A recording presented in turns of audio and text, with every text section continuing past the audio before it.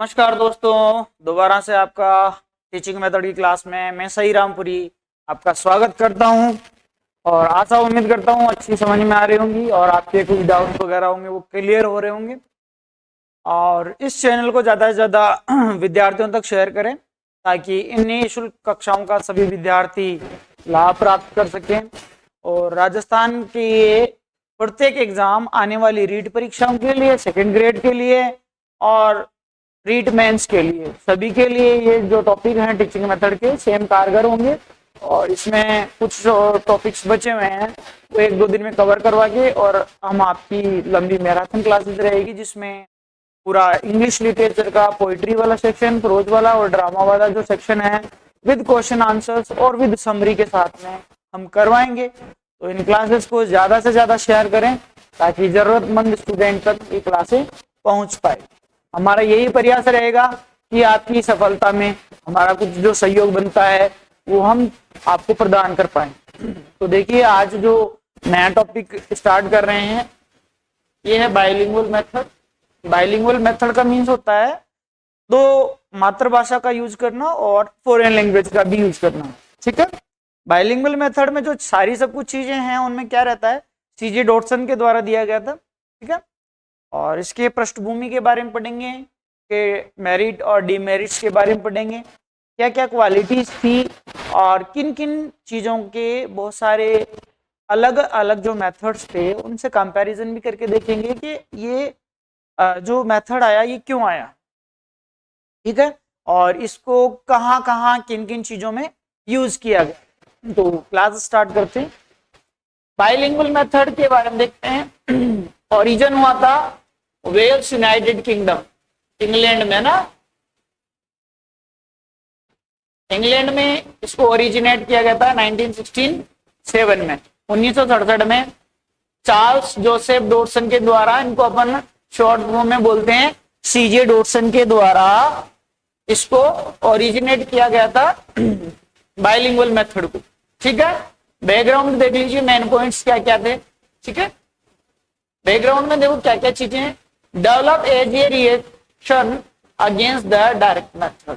ये किस के अगेंस्ट आया था? डायरेक्ट मेथड के अगेंस्ट आया था। Uses the two language, the mother tongue and the target language. Mother tongue में भी यूज करना था और टारगेट लैंग्वेज जो थी, जो पढ़ाने वाली थी विदेशी भाषा, उसमें भी क्या करना था, इसको यूज करना था। Consider a combination of the direct method and the grammar translation method. और ये कॉम्बिनेशन था किनका? डायरेक्ट मेथड का और ग्रामर ट्रांसलेशन मेथड का, यानी कि जीटीएम मेथड का और डायरेक्ट मेथड का, दोनों का कॉम्बिनेशन था। दोनों की क्वालिटीज इसमें थी। आगे देखिए,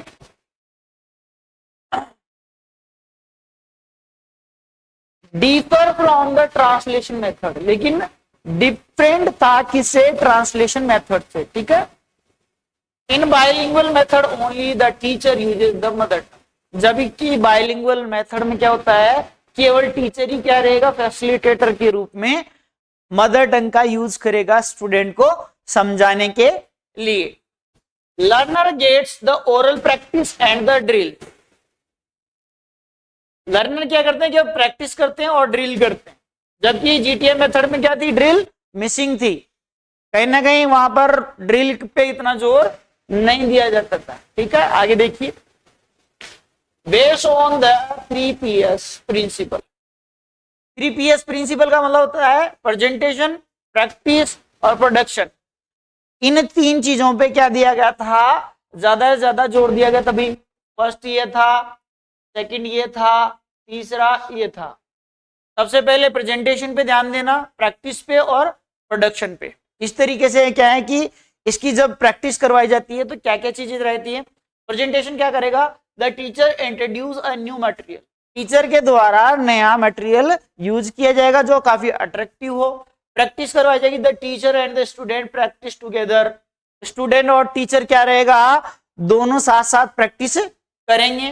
प्रोडक्शन में देखिए, student uses a new language independently. और स्टूडेंट खुद से क्या करेगा, न्यू लैंग्वेज की इंडिपेंडेंटली जो कंडीशंस रहेंगी वो डेवलप करेगा धीरे धीरे। Widely follow in Indian school for the practical reason, और इंडियन स्कूल्स में इसको ज्यादा यूज लिया जाता है। क्यों लिया जाता है? प्रैक्टिकल रीजन के लिए, प्रैक्टिस करने के लिए इसके बहुत सारी चीजें रहती है। Principle of the bilingual method, इसके क्या क्या प्रिंसिपल्स हैं बाइलिंगुअल मेथड के? देखिए, controlled use of the mother tongue only by the teacher. Facilitator के रूप में कौन रहेगा? टीचर। मदर टंग जो बोली जाएगी, मदर टंग जो बोली जाएगी वो किसके द्वारा बोली जाएगी? केवल टीचर के द्वारा। टीचर ही क्या करेगा? मदर टंग का यूज करेगा, ना कि स्टूडेंट। ध्यान रखिएगा, टीचर इसमें मदर टंग का यूज कर सकता है, जबकि स्टूडेंट नहीं करेगा। आगे देखिए, the sentence is the unit of teaching. यहां पर यूनिट क्या होती है? टीचिंग की। सेंटेंस होती है, वाक्य पढ़ाने की एक यूनिट होती है, ठीक है। Meaning of explain the directly using the language one, no the needed for the articulation the context. ठीक है, बहुत अच्छी चीज बताइए भाई। Simple and the balance text, equal focus on the spoken and written language. यहां पर क्या किया जाता है?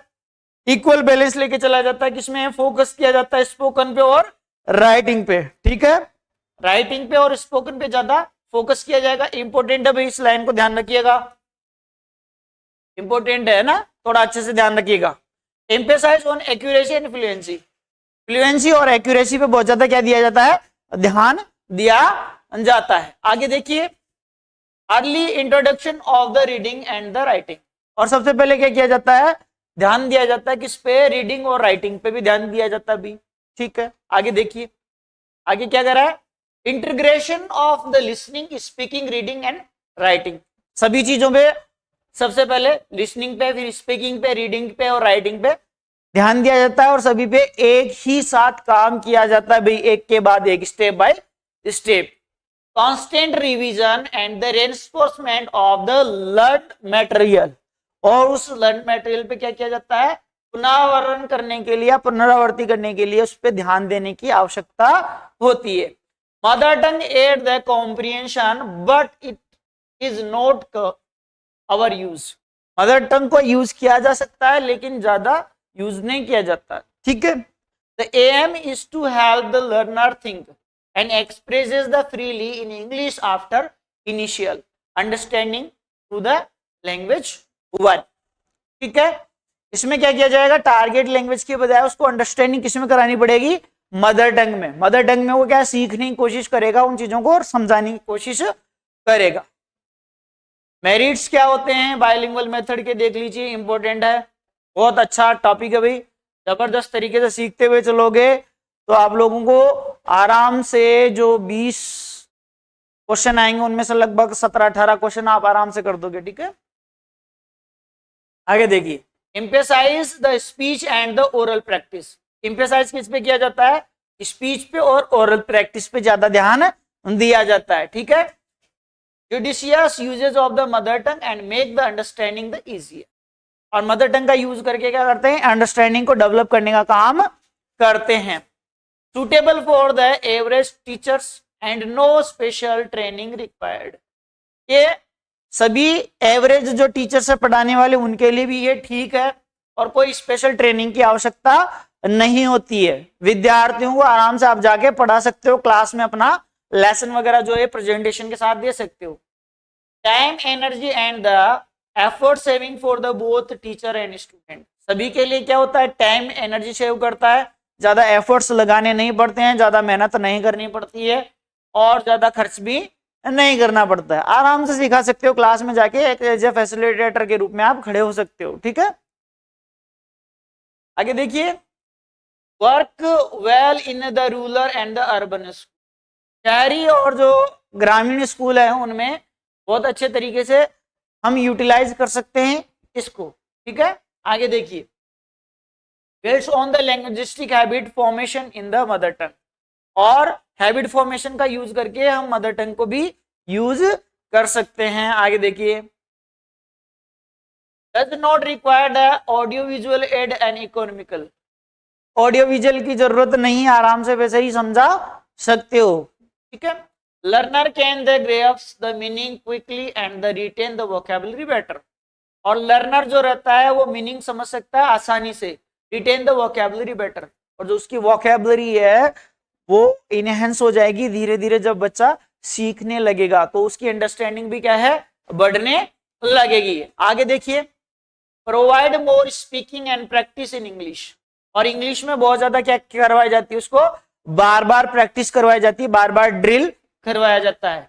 Allow the learner to learn two language side by side, और इसमें क्या है, साइड बाय साइड दो लैंग्वेज एक साथ सीख सकता है जो लर्नर है। ठीक है, लर्नर कौन रहेगा, स्टूडेंट। स्टूडेंट इसमें क्या रहेगा, लर्नर की भूमिका में रहेगा, है ना भाई। बाइलिंगुअल मेथड के डिमेरिट्स देखिए, अवगुण दो देखेंगे, अवगुण कौन कौन से होते हैं ना, अवगुण कौन से हैं इसके देखिए बाइलिंगुअल मेथड के। बाइलिंगुअल मेथड में और भी बहुत सारी चीजें देखेंगे अपन, है ना। Still largely in the experimental stage, ये अभी तक एक्सपेरिमेंटल स्टेज में ही चल रहा है। Over focus on oral skill reading and writing neglected, oral skill पे ज्यादा ध्यान दिया जाता है, जिसमें कौन सी, रीडिंग और राइटिंग को क्या किया जाता है, नजरअंदाज किया जाता है, नेग्लेक्ट किया जाता है, ध्यान रखिएगा। ठीक है, स्टूडेंट में बिकम द पैसिव लर्नर, और यहाँ पर स्टूडेंट की कैसी भूमिका होती है, पैसिव लर्नर के रूप में होता है, एक्टिव लर्नर के रूप में नहीं होता है भाई, है ना। Grammar not taught the systematically, grammar को भी सिस्टमेटिकली तरीके से नहीं सिखाया जाता है, और ग्रामर जब नहीं सीखेगा तो कोई लैंग्वेज वो सीख ही नहीं पाएगा, एक्विजिशन नहीं कर पाएगा, तो उसको आगे बढ़ने में दिक्कत आएगी स्टूडेंट को। Over uses the language one and can the reduce the freely thinking in English, और बहुत ज्यादा यूज किसका लिया जाता है, लैंग्वेज वन का, जिससे क्या है वो इंग्लिश में सोचने के लिए कहीं ना कहीं ज्यादा अच्छे से नहीं सोच पाएगा। ठीक है भाई, less suitable for the higher classes secondary और द सीनियर सेकेंडरी लेवल, और सीनियर सेकेंडरी लेवल पे और सेकेंडरी लेवल पे अगर 10th क्लास की बात कर रहे हो या 12th क्लास की बात कर रहे हो तो वहां पर इसको सही ढंग से नहीं सिखाया जा सकता, क्योंकि वो ऑलरेडी बच्चे बहुत ज्यादा अलग होते हैं, है ना। Exact L equivalent are the sometimes impossible to provide, और कुछ जगह पे जो लैंग्वेज वन रहेगी यानी कि जो मदर टंग रहेगी उसका यूज अगर करते हो तो वो चीजें प्रोवाइड करवाने में इम्पॉसिबल रहते हो, आप सही ढंग से नहीं सिखा पाते हो। The word meaning and the experience may be not always the match perfectly between the language, कई बार क्या होती है जो मीनिंग वगैरह बता रहे हो परफेक्टली मैच नहीं कर पाती है। Language one and language two contrast में be the confuse the student, हो सकता है कि लैंग्वेज वन में उसका अर्थ अलग आ रहा हो और लैंग्वेज टू में उसका अर्थ अलग आ रहा हो, हिंदी में उसको अलग बोल रहे हैं और इंग्लिश में बहुत ज्यादा अलग बोल रहे हैं। टारगेट लैंग्वेज में जब पढ़ा रहे हैं लैंग्वेज वन से और लैंग्वेज टू में, तो लैंग्वेज टू में उसको हो सकता है उसको पहली बार हो या तो उसको इन्वायरमेंट नहीं मिल रहा हो, जिसकी वजह से क्या हो सकता है बहुत सारी कमियां हो सकती है, जिनकी वजह से वो सीख नहीं पाएगा वहां पर, तो ये भी एक डीमेरिट है ना। आगे देखिए, if not the handled carefully may be that degenerated into the simple translation, और कहीं ना कहीं ट्रांसलेशन करने में वो क्या करेगा, गलतियां करेगा, कौन, स्टूडेंट। ठीक है, तो ये चीजें हैं थी, और अब आज देखते हैं स्ट्रक्चरल अप्रोच क्या करती है। अप्रोचेस पे आ गए हैं आज अपन, लेसन नंबर 9 आ गया है, तो इसको भी थोड़ा अच्छे से डिस्कस कर लेते हैं। आप लोगों को डेफिनेटली समझ में आ रहा होगा, और कोई चीजें समझ में नहीं आ रही तो आप कमेंट बॉक्स में किया कीजिए, जिससे हमारे को आपकी क्वेरीज का पता चल जाएगा। और बहुत सारी चीजें ऐसी होती है कि जैसे नए बैचेज वगैरह में आएंगे आपके लिए फ्री ऑफ कॉस्ट, नए बैचेज अनाउंसमेंट कर रहे हैं नई आने वाली वैकेंसी के लिए। अभी 50 दिन है, इन 50 दिनों में आपको बहुत कुछ करवाया जाएगा। ठीक है, लिटरेचर का पार्ट करवाया जाएगा, ग्रामर के कुछ टॉपिक्स हैं इंपॉर्टेंट वो भी करवाए जाएंगे, उनकी प्रैक्टिस भी करवाई जाएगी, मैराथन क्लासेस भी मैं लेके आऊंगा। तो आप इस चैनल को ज्यादा से ज्यादा शेयर कीजिए, जो भी इंग्लिश के स्टूडेंट हैं, और भी बहुत सारी जो चीजें हम आपको फ्री ऑफ कॉस्ट देने वाले हैं, और भी बहुत सारी चीजें आपको मिलने वाली है। तो एक रिक्वेस्ट है दोस्तों, इस चैनल को ज्यादा से ज्यादा लोगों तक पहुंचाएं और ज्यादा से ज्यादा लोगों तक सब्सक्राइब करवाने की कोशिश करें, ताकि हम आपके लिए बहुत अच्छी अच्छी चीजें लेकर आते रहेंगे। क्योंकि देखिए, आप अगर हमें पढ़ाओगे तो डेफिनेटली हम आपके लिए बहुत अच्छी अच्छी चीजें लेके आएंगे, जो आपके जीवन को बना के रख देंगी, जो आपके सिलेक्शन को मजबूत करेंगी, जो आपकी सरकारी नौकरी का सपना है उस सरकारी नौकरी के सपने को आप डेफिनेटली रूप से पूरा कर पाएंगे। आगे देखिए, स्ट्रक्चरल मेथड या स्ट्रक्चरल अप्रोच भी बोलते हैं भाई, है ना, इसके बारे में अपन बात करते हैं। ओरिजिन और डेवलपमेंट कहां से होता है? एफजी फ्रेंच के द्वारा ओरिजिनेट किया गया था। ऑल्सो इन्फ्लुएंस बाय द फेडरनेल and the source of the linguistic theory. Linguistic theory जब दी गई थी वहां से ये हुआ था, ठीक है। अदर नेम क्या होता है? ओरल अप्रोच भी जाना जाता है भैया ना, ओरल अप्रोच से भी इसको जाना जाता है। Developed during the world war second based on the army language teaching experiment in the US में इसका एक्सपेरिमेंट किया गया था वर्ल्ड वॉर सेकंड में, ताकि अगर कोई सैनिक कहां पर जा रहा है, लड़ने के लिए जा रहा है, तो एक सेंटेंस का पैटर्न बना दिया जाता था और वो पूछने की कोशिश करता था, जिसमें क्या करते थे कि उनको ये बताया जाता था कि आपको केवल इतना समझना है कि सामने वाला आपकी भाषा को साइन के द्वारा, यानी कि कुछ हाथों के इशारे, कुछ मुंह के एक्सप्रेशन, इनके द्वारा क्या किया जाता था, समझाने की कोशिश की जाती थी। तो सामने वाला क्या करता है? लैंग्वेज एक्विजिशन करता है, यानी कि एक ऐसी थ्योरी जिसको क्या करता है, थोड़े कम समय में ही अपन बहुत अच्छी बात बताने की कोशिश करते हैं, जो अपन बहुत अच्छे तरीके से सीख सकते हैं। ठीक है दोस्तों, आगे देखिए, एक बार देख लीजिए, ओरल अप्रोच के नाम से भी जाना जाता है। एफजी फ्रेंच ने इसका ओरिजिनेटर था, ठीक है। डेवलपमेंट कहाँ हुआ था? वर्ल्ड वॉर सेकेंड के दौरान आर्मी लैंग्वेज टीचिंग एक्सपेरिमेंट्स कहाँ किए गए थे? यूएस में। बिहेवियरिज्म और स्ट्रक्चरल लैंग्वेजिस्टिक से क्या था? इंस्पायर्ड था ये भैया ना, व्यवहारात्मक जो विज्ञान है वहां से ये क्या था? इंस्पायर्ड था भाई, ठीक है। मेन आइडिया क्या था? देखिए एक बार देख लीजिए इसको बहुत अच्छे तरीके से। मेन आइडिया क्या था? A scientific approach to language teaching, एक साइंटिफिक लैंग्वेज अप्रोच थी, emphasize the mastery over the sentence pattern structure of English. Sentence pattern की बात हो रही है, सेंटेंस पैटर्न में क्या सिखाना था? बच्चे को सिखाया जाता है कि सेंटेंस में क्या, सब्जेक्ट क्या होता है, वर्ब क्या होती है, ऑब्जेक्ट क्या होता है, ये सेंटेंस पैटर्न होता है ना। Based on the belief that the language structure and the learning language means the learning pattern of the arrangement of the word. यहाँ पर क्या है? लर्निंग पैटर्न क्या था लैंग्वेज का? जहां पर सिखाया जाता था कि अरेंजमेंट वर्ड्स का किस तरीके से करना है, एक सेंटेंस को फॉर्मेशन किस तरीके से करना है, एक सेंटेंस किस तरीके से बताना है, जिससे बच्चा क्या है, सीखने की कोशिश करेगा डेफिनेटली। आगे देखिए, focus on the habit formation through the drill and the repetition. अब वो बार बार किसी चीज को हैबिट में लाया जाएगा तो वो आपकी आदत का एक हिस्सा बन जाएगा। And the drill and repetition, drill क्या होता है? बार बार प्रैक्टिस करवाई जाएगी, और रिपीटेशन के थ्रू क्या है, उसको लर्निंग करवाई जाएगी, जिससे क्या होगा, बच्चा सीखने की कोशिश करेगा डेफिनेटली। और इससे क्या है, बहुत सारी चीजें आपको देखने को और सीखने को मिलेंगी दोस्तों। आगे देखिए, इसके अलावा क्या हो रहा है, देखो, English is told the through the oral approach practice first then the reading and the writing. Oral approach का यूज किया जाता है फर्स्ट, फिर उसके बाद रीडिंग और राइटिंग पे क्या किया जाता है, फोकस किया जाता है। इंपॉर्टेंट है इसको, इंपॉर्टेंट कर लेना इन दो टॉपिक को। रीडिंग और राइटिंग पे क्या किया जाता है, फोकस किया जाता है। की feature and the main points क्या क्या है इसके, वो देख लीजिए एक बार, है ना, लिख लीजिएगा। थोड़ा सा पॉइंट गलत हो गया है, ये मेन फीचर्स हैं और की पॉइंट्स, इसको देख लीजिएगा ना, इंपॉर्टेंट है, ठीक है। ओरल अप्रोच के नाम से जब बोला जाता है इसको। Each language has its own pattern structure, प्रत्येक भाषा अपना क्या रखती है, एक लैंग्वेज पैटर्न रखती है। जैसे फॉर एग्जांपल हिंदी और इंग्लिश क्या रखती है, अपनी अपनी वर्णमालाएं रखती है, अपनी अपनी अलग अलग पहचान रखती हैं। हिंदी भाषा ही क्या है, देवनागरी में लिखा जाता है। लिपि अपनी अपने आप में एक लैंग्वेज की पहचान होती है भैया ना, जिससे क्या है, वो उसकी विशिष्टता को बताती है, सीखने की कोशिश करते हैं, ठीक है। आगे देखिए, word order in English is very important. John broken the toy and the toy broken the John. देखो दोनों सेंटेंस क्या हो रहे हैं, ये शब्दों का जो अरेंजमेंट है वो बहुत ज्यादा इंपॉर्टेंट होता है। भी हो सकता है खिलौना किसको तोड़ रहा हो, जॉय को, और जॉय खिलौने को तोड़ रहा हो, तो दोनों चीजें अगर देखोगे तो बहुत अलग हो जाएंगी। सीधी सी बात ये है, अपन को सीखते हुए चलना है, ज्यादा टाइम वेस्ट नहीं करना है ना। तो हमारा कोशिश ये रहेगी कि आप ज्यादा से ज्यादा लोगों तक पहुंचाओ भी, है ना, जिन लोगों तक पहुंच सकता है।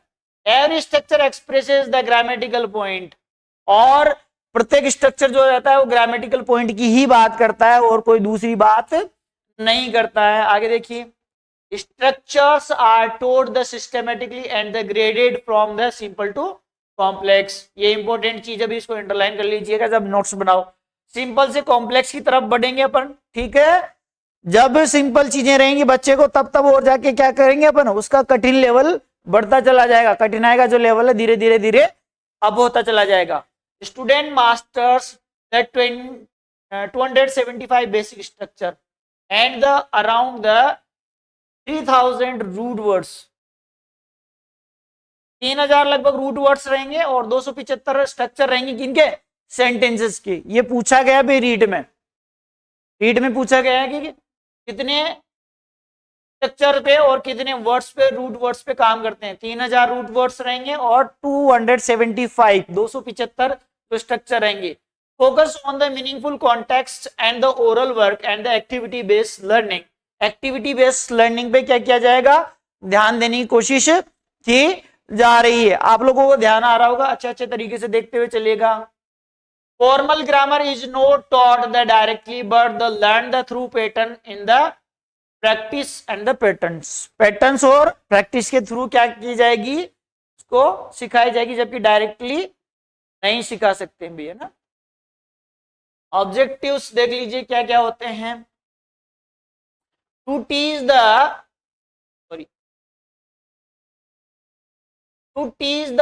4 basic skills, listening, speaking, reading and writing in this order. LSRW का जो वो चलता है,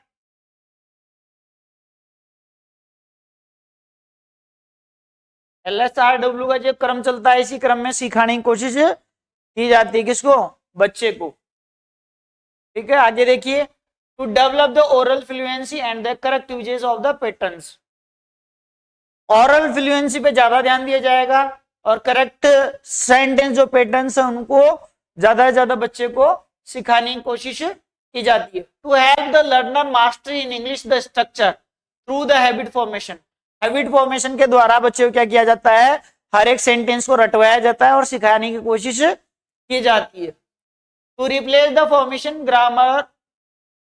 formal grammar with the practical and the pattern based learning. To make the student use the English naturally and accurately तरीके से क्या किया जाता है, इंग्लिश को सिखाने की कोशिश की जाती है। FG फ्रेंच के द्वारा प्रिंसिपल्स में, स्ट्रक्चरल अप्रोच में क्या क्या प्रिंसिपल बताए गए हैं। Speech is the basic of the all language learning. जब आप बोलना सीखोगे तो ये बेसिक होता है किसी भी लैंग्वेज को सीखने का। दूसरा क्या करा है, oral work first and the followed by the reading and writing. और रीडिंग और राइटिंग को क्या किया जाता है, फॉलो अप करवाया जाता है। One language item at a time, एक समय में केवल एक ही लैंग्वेज पे मास्टरी करवाई जाती है।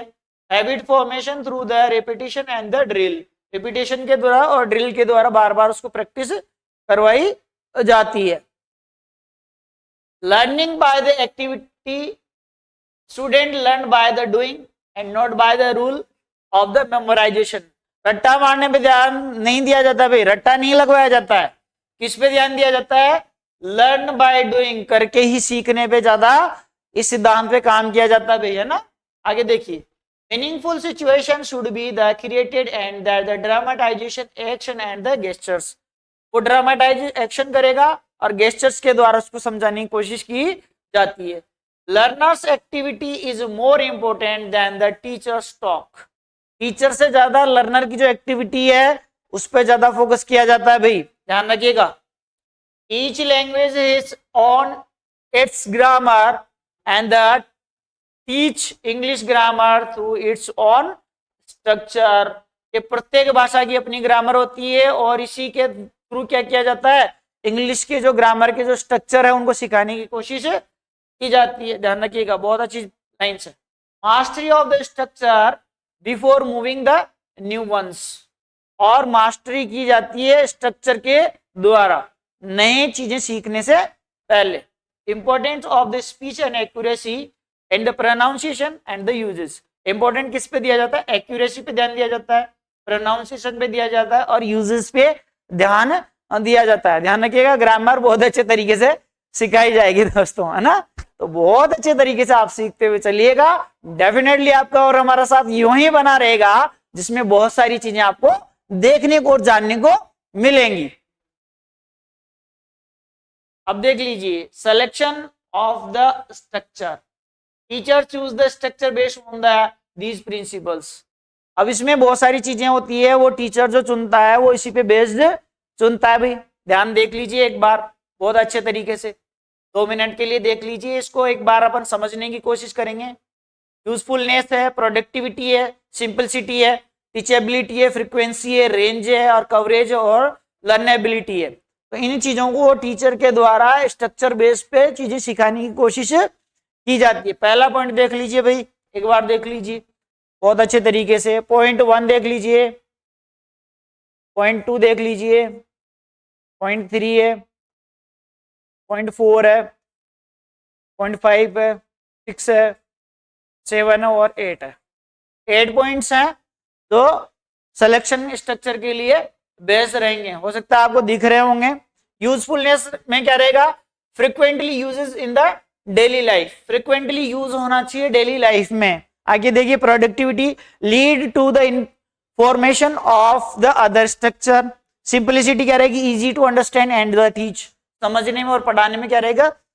बहुत अच्छा रहेगा। टीचेबिलिटी में क्या है? कैन बी इजीली डेमोन्स्ट्रेट, ठीक है।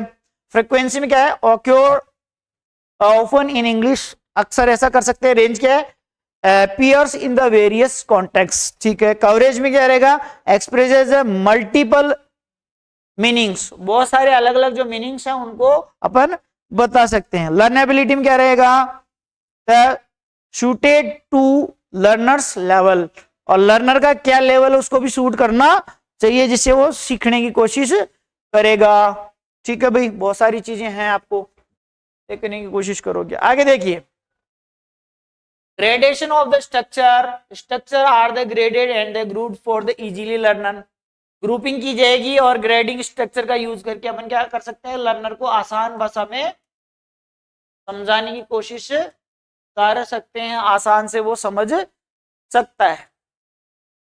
ग्रुपिंग में क्या रहेगा? फोनेटिक ग्रुपिंग रहेगी, लेक्सिकल ग्रुपिंग रहेगी, ग्रामेटिकल ग्रुपिंग रहेगी, सेमेंटिक ग्रुपिंग रहेगी और स्ट्रक्चरल ग्रुपिंग रहेगी। इन ग्रुपिंग में क्या क्या बताया गया है वो देख लीजिएगा, अच्छे तरीके से रटिएगा भाई। यहां से बहुत ज्यादा क्वेश्चंस उठते हैं और उठेंगे डेफिनेटली, देख लेना आज मैं कह रहा हूं आपसे इस क्लास में। ग्रुपिंग, फोनेटिक ग्रुपिंग क्या होती है? देखो, word with the similar sound, cat, bat, mat, अपने फोनेटिक सिंबल्स का एक टॉपिक भी है, बहुत जल्दी क्लास लेके आएंगे उस पर भाई। 2 घंटे में आपकी क्लास में पूरा कंप्लीट हो जाएगा, ध्यान रखिएगा, इस चैनल से जुड़े हुए रहेगा।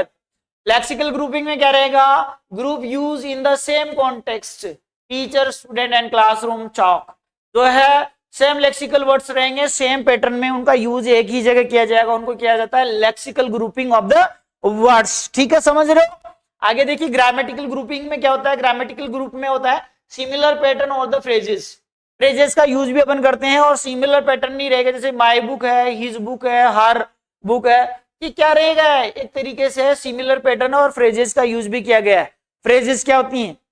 छोटे छोटे से रूपों में बताना एक वाक्य के रूप। सिमेंटिक्स क्या रहेंगे? The group, sorry, semantic grouping क्या हो रहेगी?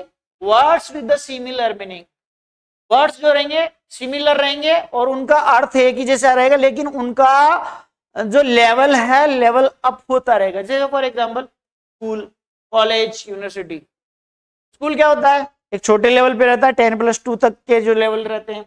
कॉलेज क्या रहेगा? जिसमें ग्रेजुएशन के लिए जा रहे हो, मास्टर्स के लिए जा रहे हो, तो उसको क्या बोला जाता है?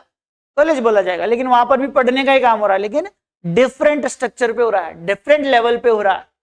यूनिवर्सिटी की बात करते हो तो यूनिवर्सिटी में जो रहेंगे बहुत सारे कॉलेज, वहां पर क्या रहते हैं? एसोसिएट रहते हैं। इसमें यूनिवर्सिटी में एफिलिएट जो मिलता है अपन को, मान्यता जो मिलती है, संबंधता जो मिलती है, वो कहां से मिलती है? यूनिवर्सिटी से। स्ट्रक्चरल ग्रुपिंग में क्या रहेगा? How the word fit into the phrase and the clauses, sentences and the context. Structural grouping में क्या रहते हैं? एक फ्रेजेस में, क्लोजेस में, सेंटेंस में और कॉन्टेक्स्ट में इस तरीके से उनको अपन यूज कर सकते हैं उन वाक्यों को, ठीक है। सीक्वेंसिंग में क्या होता है, सीक्वेंस में बताना, उनको एक क्रम में बताना। सीक्वेंस होता है क्रम में बताना, क्रम में बताना या उनको डिस्क्राइब करना। भी क्रम किस तरीके का यूज किया जाएगा, उस क्रम को बताना। ग्रामेटिकल सीक्वेंस में क्या रहेगा, देखिए structure follow the logical grammar order. Logical grammar order को क्या किया जाएगा, फॉलो करने का कोशिश किया जाएगा, बताने की कोशिश की जाएगी। आगे देखिए सिमेंटिक सीक्वेंसिंग में क्या रहेगा, based on the meaning of the relationship. Semantics में क्या है, रिलेशन बताने का काम किया जाएगा, किसके, मीनिंग के साथ में, शब्द का मीनिंग बताया जाएगा। लेक्सिकल सीक्वेंसिंग में क्या किया जाएगा, देखिए लेक्सिकल सीक्वेंसिंग में क्या है, based on the word relation. Example come and go, sit and stand, आओ बैठो जाओ खाओ पियो, इस तरीके जो कुछ शब्दों का जो कॉम्बिनेशन चलता है ना, उल्टा सीधा, वो होता है लेक्सिकल सीक्वेंसिंग, ठीक है भाई। आगे देखिए सेंटेंस पैटर्न किस किस तरीके के यूज किए जा सकते हैं भाई, क्या क्या सेंटेंस पैटर्न्स हो सकते हैं। 2 पार्ट्स हो सकता है, जैसे 2 शब्द ले लिए, बर्ड्स फ्लाई। 3 पार्ट है, she is sleeping. 4th part है, Ramesh went to school. 4 part आ रहे हैं। 3 पैटर्न्स के हैं, there are the 2 pens on the table. WH word question आएंगे, where are you going. Commands request है, come here and sit down, यहाँ पर आओ और बैठो। फॉर्मल पैटर्न क्या है, थैंक यू, गुड मॉर्निंग, ये क्या है, अभिवादन करना, ये कुछ बताना करना। ये जो छोटे मोटे जो सेंटेंसेस रहते हैं, इनकी सेंटेंस पैटर्न रहेगा ये पूरा वाला, ठीक है। इसको अच्छे तरीके से समझ लीजिएगा, एक बार 2 मिनट देख लीजिएगा, अच्छे तरीके से आपके टिप्स पे हो जाएंगे। अभी 50 दिन है, 50 दिन में आप अपना सिलेक्शन पूरा कर सकते हो डेफिनेटली। 120 से 115 के बीच में अगर आपका अच्छे से स्कोर हो रहा है तो डेफिनेटली इंग्लिश में आपको कोई रोकने वाला नहीं। सीटें बहुत सारी आएंगी, लगभग 2000 सीटें कम से कम रहेंगी, ध्यान रखना दोस्तों। आगे देखिए फ्रेज पैटर्न क्या रहेगा, in the room, on the table, under the tree, ये फ्रेज पैटर्न रहेगा। फॉर्मूलाज क्या रहेंगे, are you, how are you, good afternoon, thank you, ठीक है, फॉर्मल्स में रहेगा। इडियम्स का यूज करेंगे, Rome was not built in the day, hit the iron while it's hot, ये रोम को एक दिन में बिल्ड नहीं किया गया, कई सदियां लगी थी रोम को बनाने में। Hit the iron while it's suit, जब ये गर्म हो तब इसको करना चाहिए, वरना आपको क्या लग जाएगी, चोट लग जाएगी। देखिए merit of the structural approach, structural approach के क्या मेरिट्स हैं, गुण क्या हैं। एक की 2 ही चीजें पूछी जाती है, या तो गुण अच्छे पूछे जाएंगे या गुण पूरे पूछे जाएंगे, किसी भी इंसान में हो सकती है भाई। क्वालिटीज होती है, अगर दुश्मन का दोस्त रहेगा तो अपना दुश्मन हो जाएगा ना, और दोस्त दुश्मन हो जाते हैं, कभी कभी बहुत अच्छे दोस्त हुआ करते थे, ठीक है।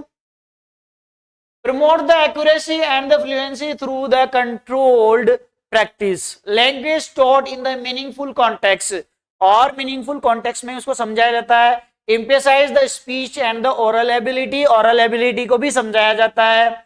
Time saving the due to the selection and the gradation structure, time saving process हो रहता है जिसमें ग्रेडेशन का स्ट्रक्चर किया जाता है, ठीक है। Suitable for the all level of the education, चाहे शुरुआती क्लासे हो, मिडिल लेवल की क्लासे हो, चाहे अपर प्राइमरी हो, सीनियर लेवल तक की जो क्लासेस हैं उनके लिए अप्रोच क्या रहती है, बिल्कुल सुटेबल रहती है। Promote the habit formation, habit formation पे बहुत ध्यान दिया जाता है। Confidence in uses of the English, और इंग्लिश का यूज करने के लिए बिल्कुल आत्मविश्वास के साथ बच्चा सीखने की कोशिश करता है इस अप्रोच में, ठीक है। आगे देखिए psychological sound based on the activity and the repetition, provide the systematic and the graded material, systematic और ग्रेडेड मटेरियल का यूज करेंगे, कचरा नहीं पड़ाने की कोशिश करेंगे। Ensure the activity and the participation of the both the teacher and the student, student और participation करना स्टूडेंट का भी बहुत जरूरी है टीचर्स के साथ में। Effective reinforcement through the drill and the oral work, और दबाव बनाया जाता है किसका, ड्रिल का और ओरल वर्क का, ठीक है। डिमेरिट्स देख लो क्या क्या डिमेरिट्स है भैया ना, बड़े जल्दी से पढ़ रहे हैं बन दोस्तों। सिलेक्शन को ऐसा लीजिए कि डेफिनेटली ये जिंदगी में मौका दोबारा नहीं मिलने वाला है। अपने आप को झोंक दीजिए, रात के 3 बज रहे हैं 4 बज रहे हैं, ये नहीं देखना है दुनिया कब उठ रही कब जाग रही है, अपन को नहीं पता होना चाहिए। दुनिया से पहले अपन को तैयार करना है, ध्यान रखिए। Mother tongue not use and that the hinder understanding for the beginners. Understanding नहीं की जाती है, मदर टंग को अवॉइड किया जाता है। Creativity restricted and the focuses on the fix pattern. Fix pattern को सिखाया जाता है, ये भी बहुत बुरी बात है भाई। बच्चा अगर एक्स्ट्रा चीजें सीखना चाह रहा है तो उसको नहीं सिखाई जाएंगी। Drills and the repetition become the mechanically and the boring. और ये रिपीटेशन और ड्रिल ही करवाएंगे तो बच्चा क्या हो जाता है, बोर हो जाएगा। Require the teachers the train in the linguistic and the phonetics. बच्चों को सिखाने से पहले टीचर को क्या होना पड़ेगा, फोनेटिक और जो लैंग्वेजिस्टिक फोनेटिक्स हैं उनको अच्छे तरीके से ट्रेन होना पड़ेगा। Oral work hour stressed and other skill में बी सफर। ओवर स्ट्रेस हो जाता है बच्चा ओरल वर्क करते करते, बोलते बोलते बोलते बोलते उसकी एनर्जी थक जाएगी और वो कहीं ना कहीं एनर्जी का लेवल डाउन हो जाएगा, तो बच्चा सफर करेगा, प्रॉब्लम आ जाएगी उसको। Less effective and advance the learner. Learner ज्यादा एडवांस रहेगा और इफेक्टिव ज्यादा नहीं रहेगा भाई, ठीक है। Limited vocabulary and structure stored. कुछ लिमिटेड वोकैबुलरी और स्ट्रक्चर्स को ही क्या है, सिखाने की कोशिश की जाती है। आगे देखिए भाई, difficult in our crowded classroom. ज्यादा बच्चे हैं तो वहां उसको सिखाने में क्या आएगी, डेफिनेटली दिक्कत आएगी। Neglected the reading and the creative writing. Neglect किया जाता है रीडिंग को और क्रिएटिव राइटिंग को। Need special text books and the train teachers. सबसे बड़ा दिक्कत है ये, टेक्स्ट बुक अगर नहीं रहेंगी तो टीचर भी नहीं सिखा पाएगा इसमें। और ट्रेन टीचर्स हैं, इनकी ट्रेनिंग बहुत ज्यादा होनी चाहिए। ट्रेंड टीचर्स ही होने चाहिए, अदरवाइज वो सीख नहीं पाएंगे बच्चे भाई। अब हाथ जोड़ के रिक्वेस्ट है हमारी, इस चैनल को ज्यादा से ज्यादा लोगों तक शेयर करें और बहुत जल्दी लाइव क्लासेस भी लेके आने वाला हूं। लिटरेचर का जो पोर्शन रहेगा दोस्तों, मैं कह रहा हूं कोई भी क्वेश्चन बाहर नहीं जाएगा। बहुत मेहनत कर रही है हमारी टीम इस चीज के लिए और डेडिकेशन के साथ आपके लिए क्लासेस रेगुलर आती रहेंगी परीक्षा तक। और परीक्षा से पहले तक मैं आपको 2 बार रिवीजन करवाऊंगा हर चीज का, ये मेरा वादा है आपसे। लेकिन चैनल को आप ज्यादा से ज्यादा लोगों तक पहुंचाने की कोशिश कीजिए। धन्यवाद।